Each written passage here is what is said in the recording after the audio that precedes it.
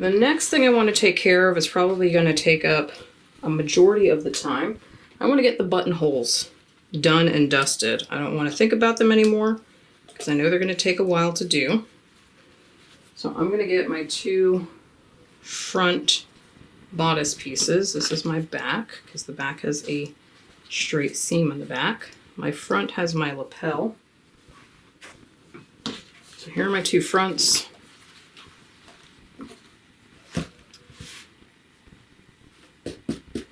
And I want to install, gotta get a lint roller. I want to install my buttonholes now while my fabric is flat. Because once I start installing darts and things like that, it's going to start adding body and whatnot to the garment, and it's going to be a little more difficult to install my buttonholes. Now, recall I mentioned before that we're only applying buttonholes to one side of the garment. It's this side, the wearer's right side. It's our left, the wearer's right. So I've marked my buttonholes on the wrong side here. They're not over here because I'm not installing them over here. So I'm going to set this piece aside for later. So you may see a little bit of residue on the wrong side of my fabric here. I was testing some things with the interfacing, but it's on the wrong side, so no harm done to the right side of the fabric. First thing I want to do with my buttonhole marks here, you can faintly see them in chalk. I'm going to extend these lines. I'm going to use a nice piece of chalk and extend these really far up, really far down. This is the wrong side of my fabric. Remember, these buttonholes are 1 1/8 wide, so they're 1 inch plus a tiny square on our clear ruler, and they are 1/2 inch tall. I'm just going to extend these lines really far because I want to place my fusible interfacing on the wrong side, and I want to still be able to find the cross points for where these vertical and horizontal lines sit. Now, the last time we placed our buttonhole fabric into place on the right side of our sample, and then we used our pattern to position our buttonholes again. You can do the exact same thing. You can absolutely do that. Just lay your pattern back on top, find the buttonhole location. I'm just letting you guys know there's more than one way to do this. So I've extended these lines, and I'm going to grab some of my little scraps of interfacing and fuse that to the wrong side of my fabric. But now that I've extended these lines, I can still mark out where these rectangles are going to be. So I'll be right back. All right, I've got my fusible in place. You can see there's a little bit of residue left over from my chalk.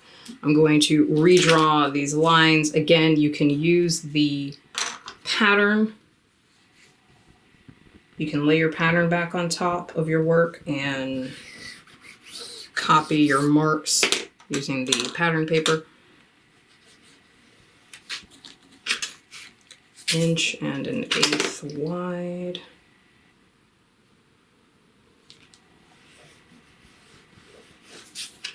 Half an inch tall.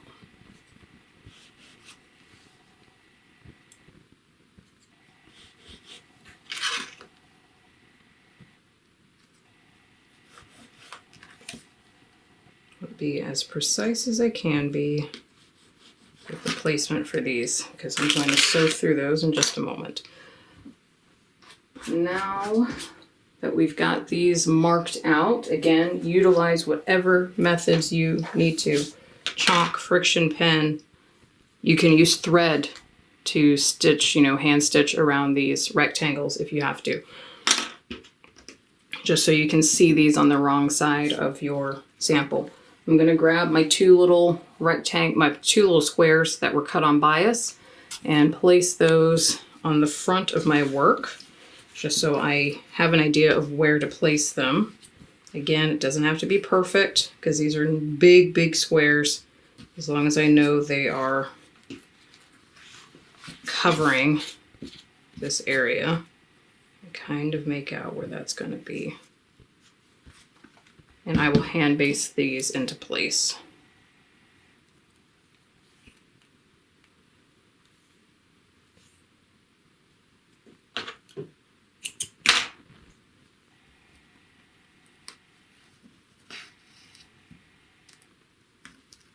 And after I hand baste, I will turn my work over and make sure that I have indeed encompassed my little bound buttonhole rectangle.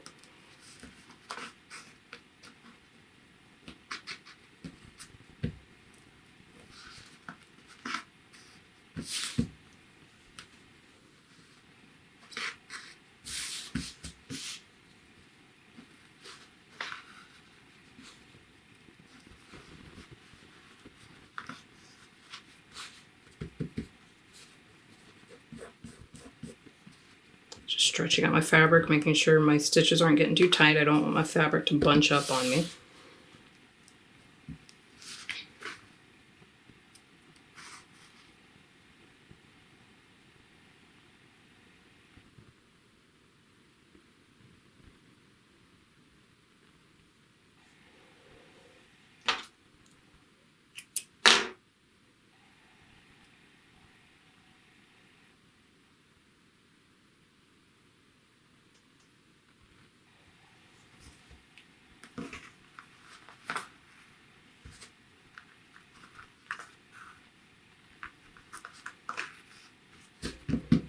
Okay.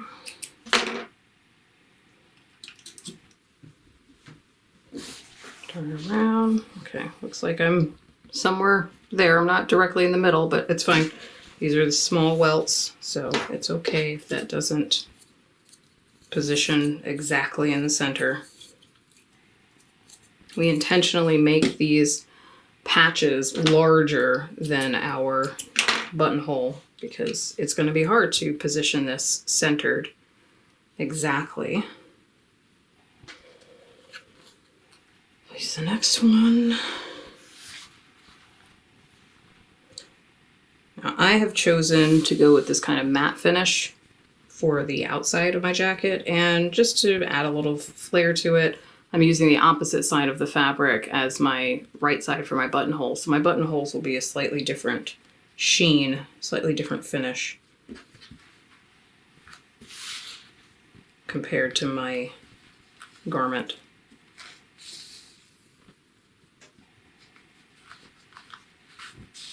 Just like you can use different fabric for your facing, you can also use different fabric for your buttonholes.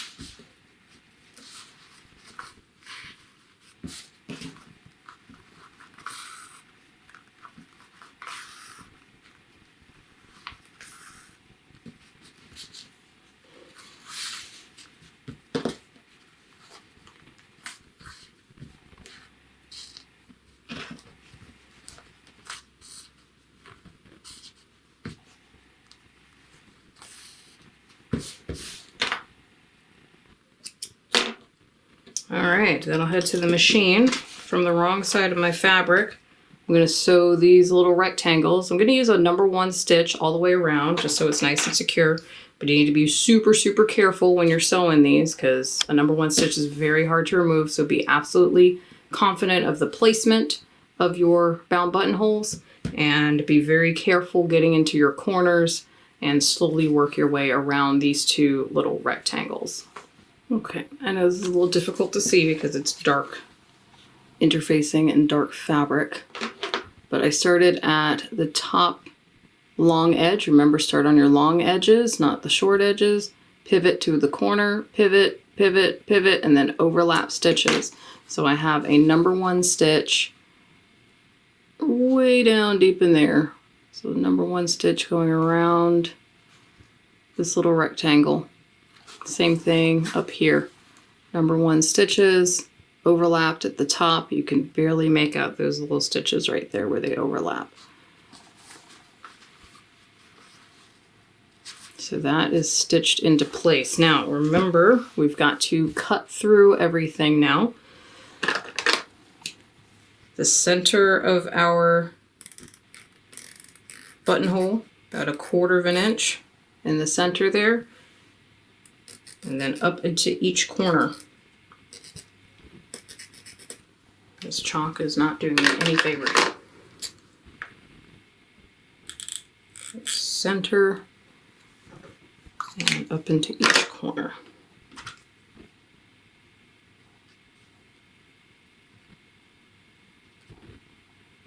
We'll call this little shape center and then clipping up into each corner. Let me grab my sharp shears. I'm going to fold my fabric, snip in the center of that rectangle. And if it's hard to see your stitching, because you should be using a thread similar to the color of your fabric, you should still have some marks out here on the edges, so you can kind of cross mark where your rectangle is. I know the top of my rectangle is here, the bottom of it is here, and the two sides are here.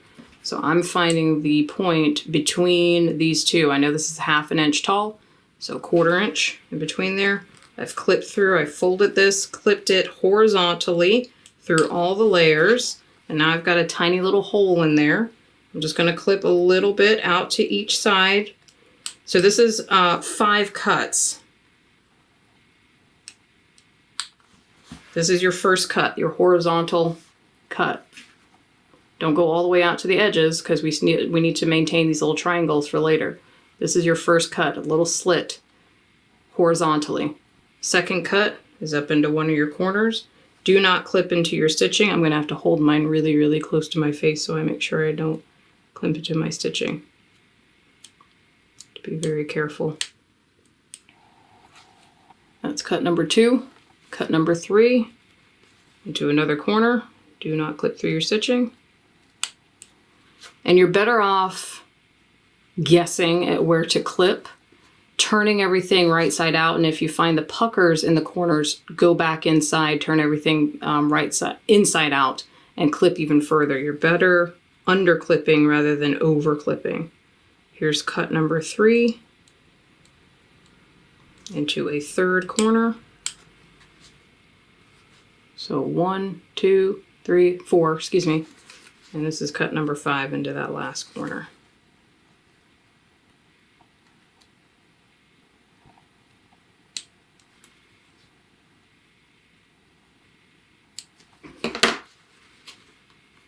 I think cut number 5 might be a little bit shy. I'm gonna try to get deeper into that corner. Remember, rewatch the video from when we did the bound buttonholes if you need to. That's a little bit clearer to see with the muslin. So cut number 1, and then 2, 3, 4, and 5 into each corner. That's it. I'm going to remove my basing stitches for this particular buttonhole, so I can turn everything right side out.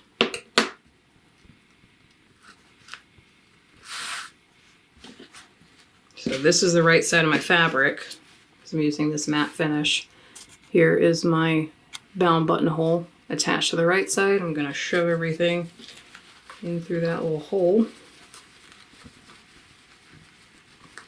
Send it to the wrong side of my fabric.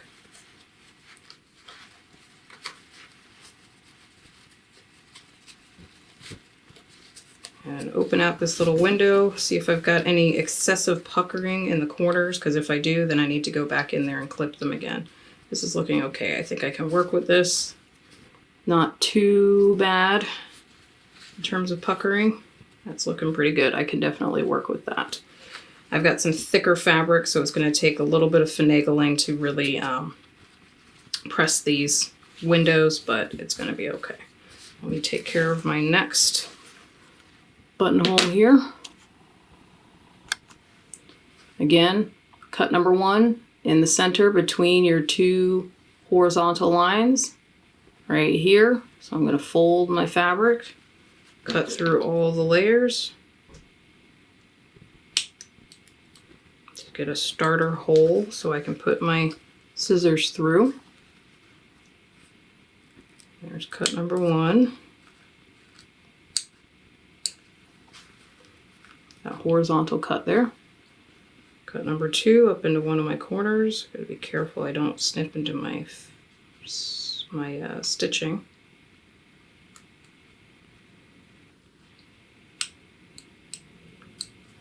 Cut number 3.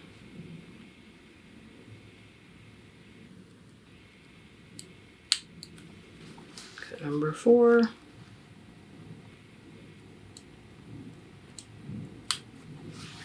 And cut number 5.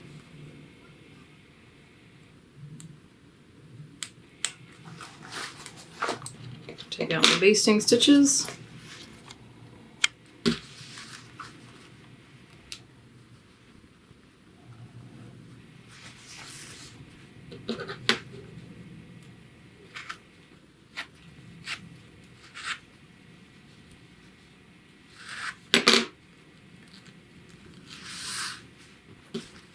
Push this to the wrong side.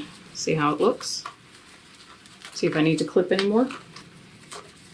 So if when you pull your fabric to the wrong side of your garment and you kind of open out this window, if you're seeing like a lot of gathering and puckering in the corners like this, it means you need to go back inside and you need to clip into that corner a little bit farther. If you don't clip close enough, you're going to end up with a lot of tension in these corners. This is what it should look like, at least from the front. Might be a little bit more puckered on the back, depending on what kind of fabric you're using. I'm going to press these windows, and then I will repeat the same process we did for our sample book. Once I press my windows nice and flat and get those locked into place, I'll fold one side down and back up to cover half of my window. The bottom will come up and back down, so I can clean finish these 2 lips of my buttonhole. Okay, I've done my best to try to press these welts into place for my buttonholes. You can see they're not totally even, so I'm going to just tweak these folds until they are as even as possible and pin them into place.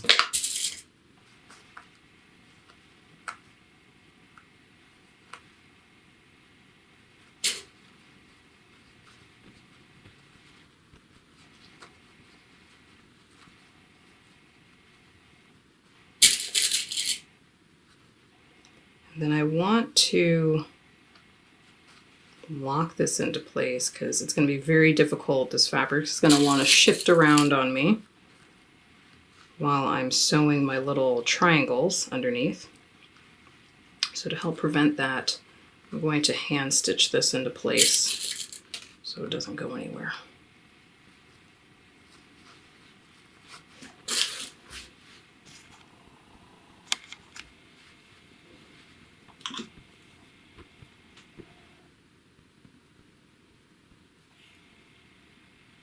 Now I know I need to be able to lift this up, so I don't want to stitch outside of this window because I need to be able to lift up my fabric in order to get inside.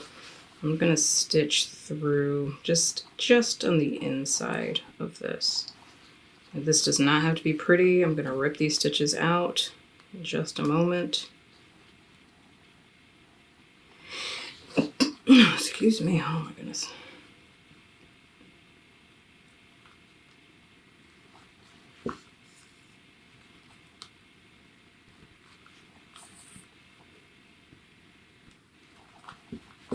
Just taking little basting stitches just inside of there. I'm using a nice bright white thread so I can clearly see what I'm doing. And then I'll just stitch across here. This is not necessary if you're using more, stiffer fabrics. If you find that the windows are looking great, your welts are looking fine, then you don't have to do this. You can pin them in place and have that serve as your anchor. But my fabric's a little slippery. Trying to work around.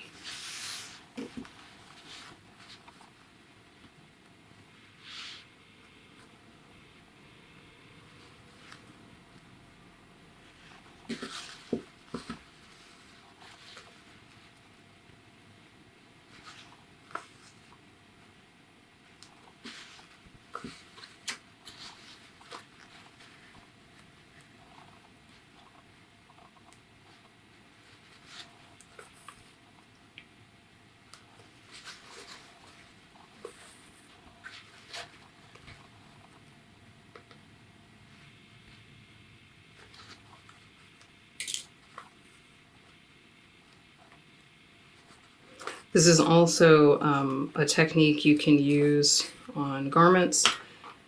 When we go in here,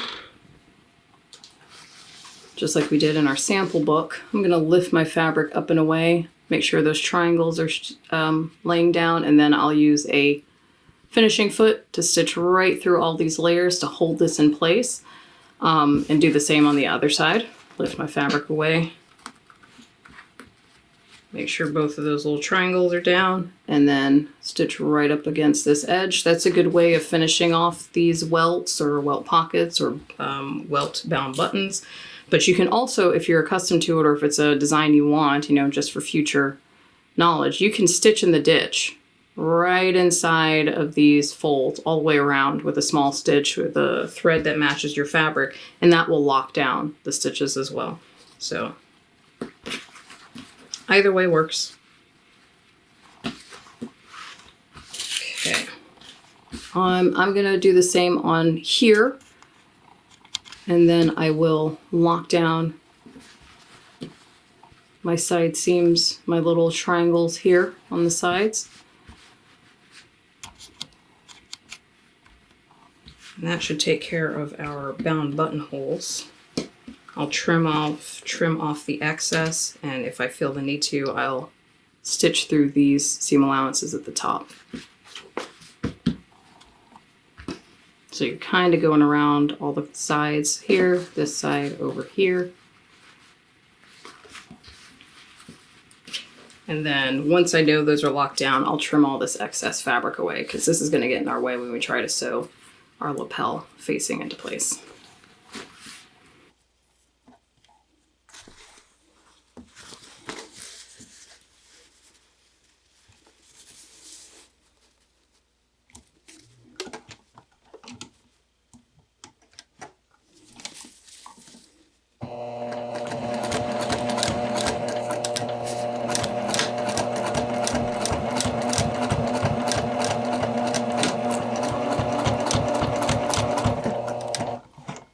I have very thick fabric. My machine's having a hard time getting over all these layers.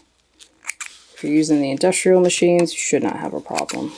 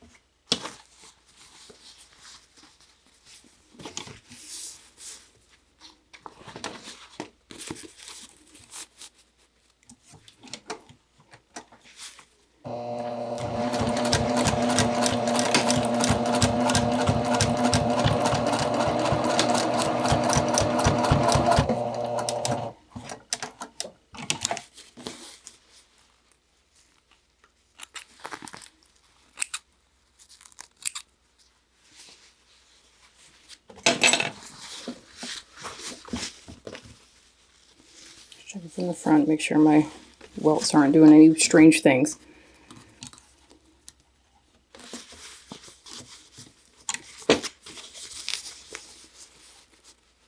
Those basting stitches are doing me a service right now.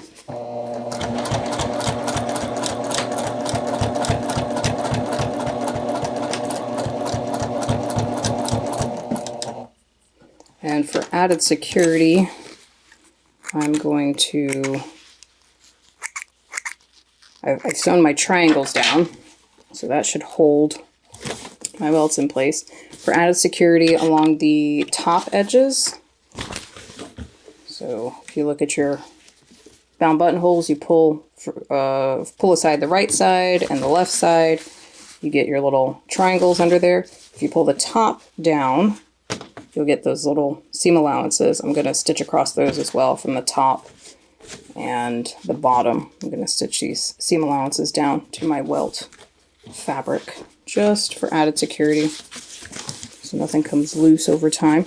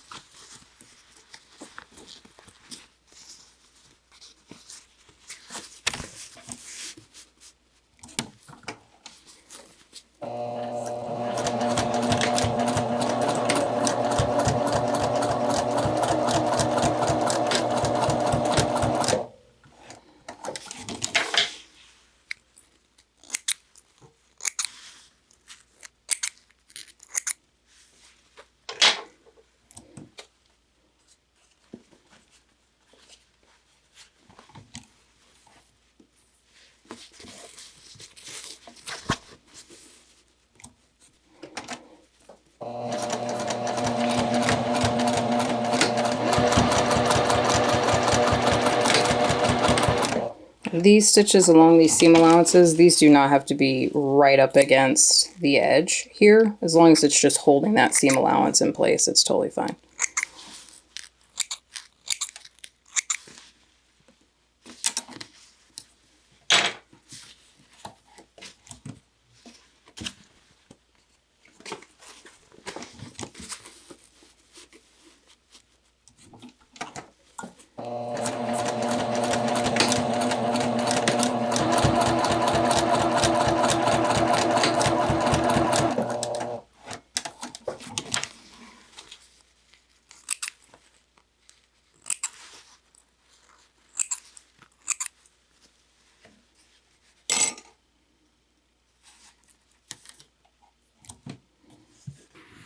I am fairly satisfied with these.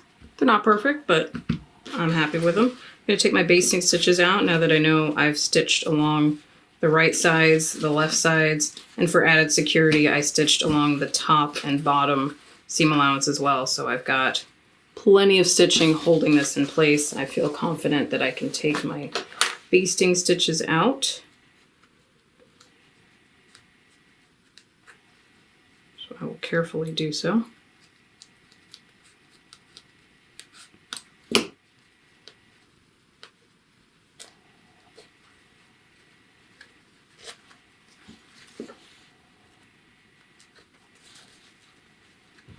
This one got a little bit of a gap in it, but oh well.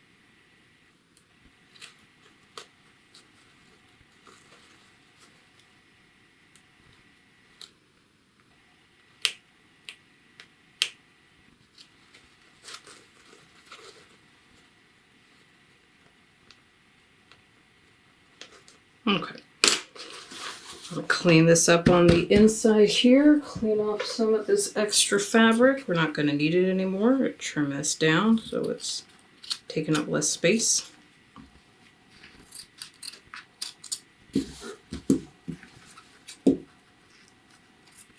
Make sure you're only cutting through this buttonhole fabric. We don't want to cut through the garment.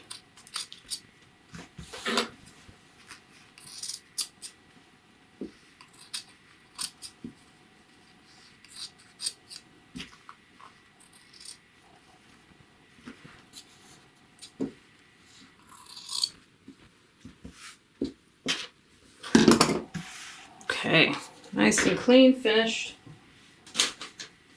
Feeling pretty happy about that. So that's the inside of the garment. Here is the outside with the buttonholes. I've tested this with my 1-inch buttons, and they do fit. I've not yet decided what kind of buttons I'm going to place on here. I don't know if I'm going to keep my clear buttons or not, but I can get a 1-inch button through that buttonhole.